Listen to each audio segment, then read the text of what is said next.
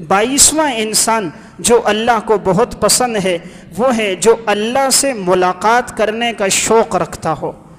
نبی اکرم صلی اللہ علیہ وسلم نے ارشاد فرمایا، من احب لقاء اللہ احب اللہ لقاءہ، جو اللہ سے ملاقات کو پسند کرتا ہے اللہ بھی اس سے ملاقات کو پسند کرتا ہے۔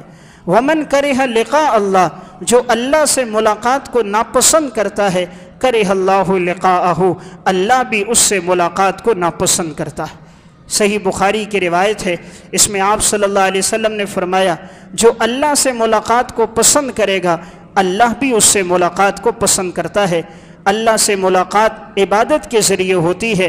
انسان جو چاہے کہ اللہ کا قرب پائے تو عبادت کے ذریعے وہ اللہ کے قریب ہوگا، اللہ بھی اس سے محبت کرے گا۔ جو رب کی ملاقات نہیں چاہتا تو اللہ بھی اس سے پھر ملاقات نہیں چاہتا۔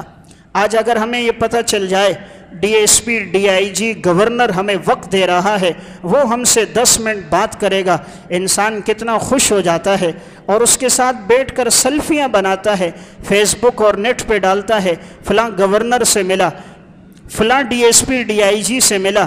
رب کائنات کسی کو بلائے اور اپنی ملاقات کی دعوت نماز میں دے اور انسان نہ جائے تو اس سے بڑا نادان کوئی نہیں ہے، اس سے بڑا بدبخت کوئی نہیں جو رب کی ملاقات کو ٹھکراتا ہے۔